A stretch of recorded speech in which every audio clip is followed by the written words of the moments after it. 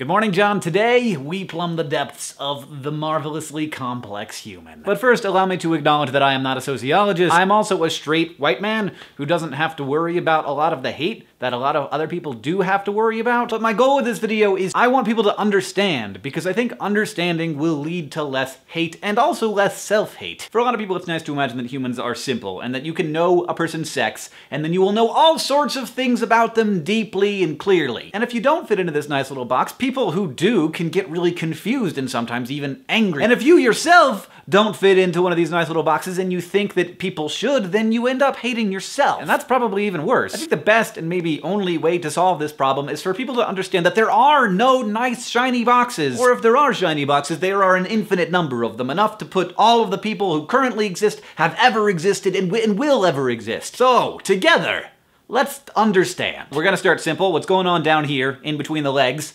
That is your sex, your biological sex, and it tends to be binary, though there are all sorts of conditions that result in intersex individuals. And as interesting and complicated as this is, the rest of it is much more complicated, so I'm just gonna move on from here, because we all kind of get what sex is. Now we move on up to the top, to the brain, which is the thing that decides what gender you identify with, whether you feel like a man or a woman or neither or both, because the fascinating thing is, as much as we try to label things, there is no way to label every point on an infinite continuum, and that's what we're dealing with here. So, to actually visualize how this works, I've created a graph for you. On the x-axis, we have gender, male to female, and on the y-axis, we have the intensity of the identification with that gender. I would be about here, because I identify as a man, though I recognize that there are some womany parts of me, but let's also put a hypothetical biological female on the graph that identifies very strongly as a man. Now that can be really uncomfortable, especially when there's a bunch of people in the world who insist on calling him a woman just because of the body that he happens to be very uncomfortable with. Which is why sex does not determine the pronoun you should use.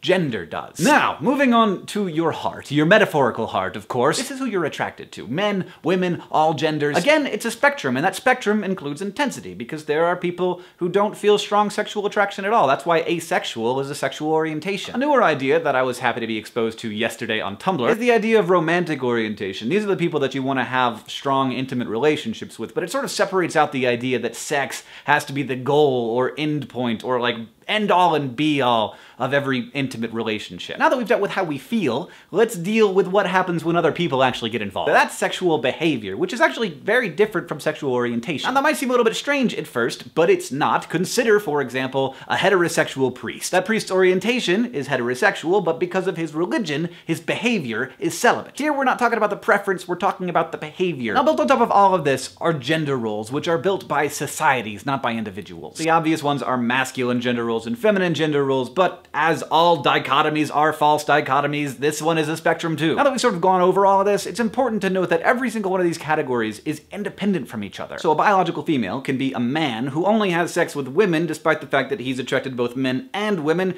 and kind of, you know, feels more comfortable in feminine gender roles. That may not be the most common combination of these factors, but it's certainly not weird. And another important point, many people move across these spectrums, sometimes from year to year, sometimes hour to hour. But what's really important is that we trust ourselves, and we understand ourselves, and we love and respect ourselves, and we grant that same understanding and respect to the people around us. Because when the world becomes one of infinite continuums and those false dichotomies break down, and those two shiny boxes break apart into 7 billion shiny boxes, it's actually pretty beautiful.